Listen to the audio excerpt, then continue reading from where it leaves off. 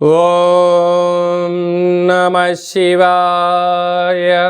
ఓం నమో నారాయణాయ.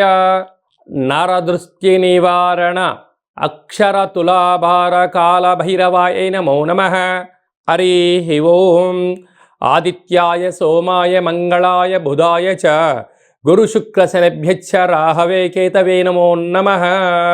ఓం కాళకాలాయ విద్మహే కాళాతీతాయ ధీమహి తన్నో కర్మ నివారణ నరదృష్టి నివారణ కాళభైరవాయ నమో నమః. హరి ఓం. మా ఛానల్కి స్వాగతం. చూస్తున్న వీక్షకులకు ప్రేక్షకులకు ప్రియ కాళభైరవ భగవద్బంధులకి స్వాగతం పలుకుతూ సనాతన ధర్మ సంరక్షకులకి అలాగనే జ్యోతిష అభిమానులకు అందరికీ కూడా ముందస్తుగా తెలుగు ఉగాది పండగ శుభాకాంక్షలు.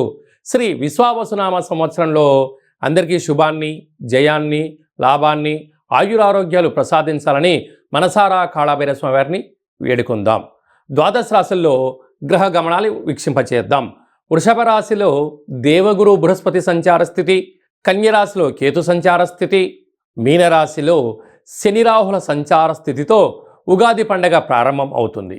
అదే కాకుండా ఈ సంవత్సరము మనకు మే నెలలో రాహుకేతులు మారడం, అలాగనే దేవగురు బృహస్పతి మిథున రాశిలోకి సంచారం చేయడం జరుగుతుంది. తెలుగు ఉగాది పండగ శ్రీ విశ్వావసునామ సంవత్సర పంచాంగ శ్రవణ మహోత్సవ కార్యక్రమంలో 5వ రాశి అయినటువంటి సింహరాశి వారికి ఆదాయ వ్యయాలు ఎలా ఉండబోతున్నాయో ఈ వీడియోలో సవివరంగా సంపూర్ణంగా తెలుసుకుందాం. సింహరాశిలో ఏ నక్షత్రాలు వస్తాయి అనగా మఖా నక్షత్రంలోని 4 పాదాలు, పుబ్బా నక్షత్రంలోని 4 పాదాలు, ఉత్తరా నక్షత్రంలో 1 పాదం కలిపితే సింహరాశి. చాలామందికి పుట్టినటువంటి కాల సమయంలో డేటా బర్త్లో లేనటువంటి వారికి పేరు యొక్క మొదటి అక్షరాన్ని అనుసరిస్తూ ఆ రాశిని తెలుసుకునే ప్రయత్నం చేద్దాం.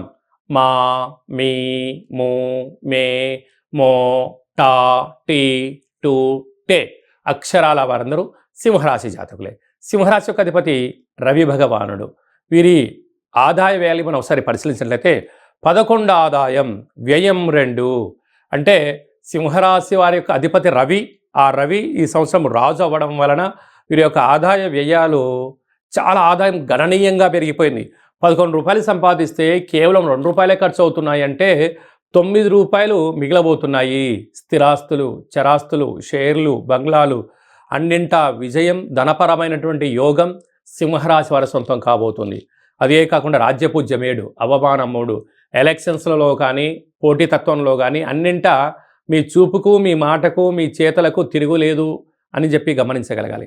అదే కాకుండా రాజు రవి భగవానుడు, అర్ఘ్యాధిపతి, మేఘాధిపతి, గ్రామపాలకుడు, రాష్ట్రాధిపతి, పశునాయకుడు, రత్నాధిపతి, శుభాధిపతి కూడా రవే కారణం వలన గత 18 సంవత్సరాలుగా మీరు ఎదురు చూస్తూ ఉండబడినటువంటి ఏ సమయం కోసమైతే మీరు అనుకుంటున్నారో అది ఈ సంవత్సరము నెరవేరబోతుంది.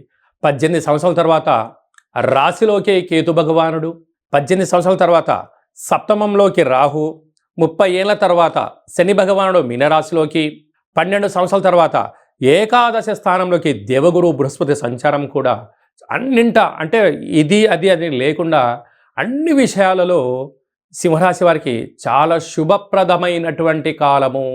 ఇంకా మన పెద్దవాళ్ళు చెప్తూ ఉంటారు, యవ్వనంలోనైనా సమయంలోనైనా ఏది ఎప్పుడు చేయాలో అది అప్పుడు చేస్తేనే దాని ఫలితాలు అధికంగా ఉంటాయంట.